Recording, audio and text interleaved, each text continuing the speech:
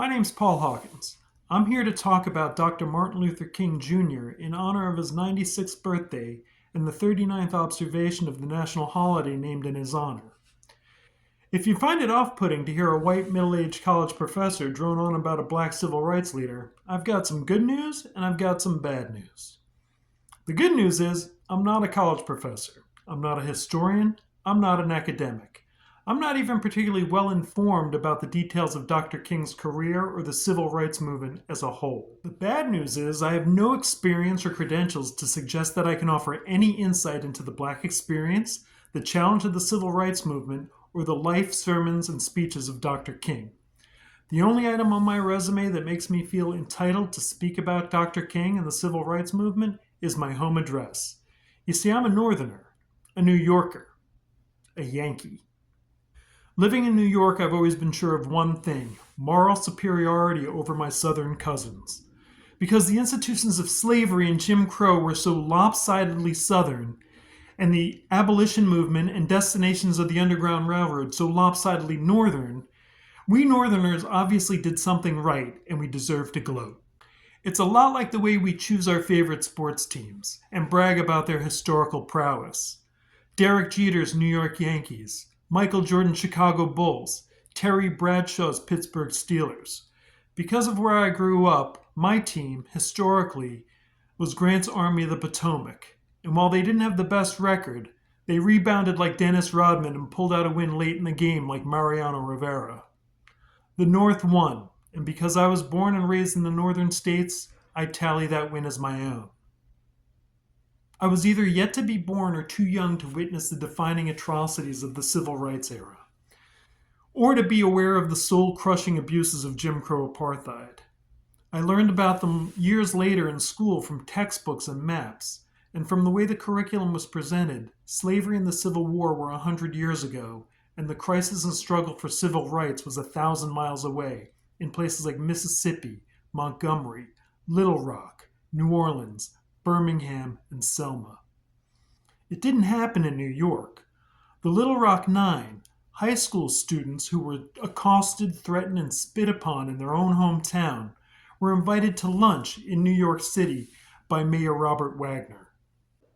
The southern states are peppered with historical sites of racial violence. That's not an America I recognize. My corner of the United States, New York, looks like this. And my corner of New York, Long Island, looks like this. No church bombings, no bus boycotts, and no spitting. About a year ago, my sister happened upon our hometown's cable access channel, where she found a replay of a recent Village Board of Trustees meeting. "You've got to watch it," she said. "You won't believe it." Here with us this evening, Miss Doris Hicks. Welcome. My name is Doris Hicks Newkirk. I serve as the president of the Lakeview NAACP. I come before you this evening to inform you that next year, 2025, is the 60th anniversary of Dr. King coming to our communities. We in the community have decided to celebrate that because we recognize that our communities, Lakeview and Malverne, have come a long way, and we have a lot to celebrate. Dr. King came to New York. Dr. King visited Long Island. Dr. King marched and spoke in my hometown. If there's one thing I know about doctors, they don't make house calls unless it's an absolute emergency. And something tells me the details of the doctor's visit is going to upset my cheese board. I don't know what the exact borders were, but Lakeview was a black community developed from parcels of farmland running along Woodfield Road to the west of Hempstead Lake. In 1946, the Long Island State Park Commission steamrolled its way through Exit 18 of the new Southern State Parkway, cutting Woodfield Road in half and leaving the community of Lakeview in pieces. The destruction of Lakeview was no accident. The head of the Long Island State Park Commission, Robert Moses, was well known for his racist policies. If he wasn't tearing neighborhoods apart, he was building overpasses too low for buses to drive under, in an effort to keep inner-city black and Latino families from enjoying Jones Beach and other state parks. He designed his parkway for passenger cars and the white middle class who could afford them. As a result of the community's fragmentation, By the early 1960s, black students comprised nearly 80% of the student body in one of 3 elementary schools in a district shared with surrounding predominantly white communities. Brown versus the Board of Education had been decided in 1954, but the national rollout and the local remedies took additional petitions and legal challenges. They were rarely adopted voluntarily. And while the school board dragged its feet through the courts, tensions in the community grew. As it turns out, growing up at a northern latitude does not imbue a soul with greater moral character.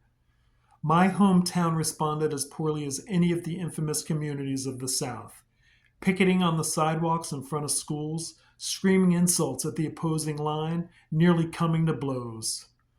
The local discord resounded enough to pique the interest of figures within the national civil rights movement. In May of 1965, Dr. Martin Luther King Jr. visited Woodfield Elementary School and participated in a march through Rockville Centre, Lakeview, Malverne, and West Hempstead, the communities served by the Malverne School District. I attended elementary school in a neighboring school district a dozen years later, when Malverne was still resolving the final details of desegregation and busing. I never heard Dr. King's name mentioned in the context of local events. It wasn't like he was an unknown Southern preacher or an up-and-coming figure who had yet to find the national spotlight. By the spring of 1965, Dr. King had already consulted with 2 sitting presidents, been named Time Magazine's Man of the Year, and been awarded the Nobel Peace Prize.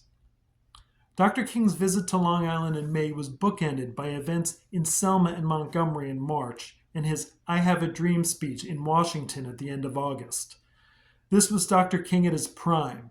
He was already recognized as one of the greatest orators of the 20th century, but from what I can tell, nobody met him with a tape recorder on Woodfield Road. No one pointed a microphone in his direction. The doctor made a house call, and we can only guess at his prescription for treatment. The closest I could find was the commencement speech he delivered at Hofstra University within a few weeks of the rally in Lakeview.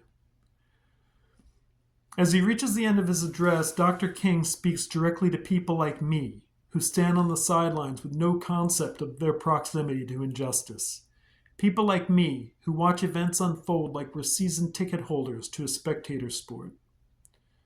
And so Dr. King says, "The challenge before us assembled here today is to become an involved participant in getting rid of war, in getting rid of poverty, and getting rid of racial injustice.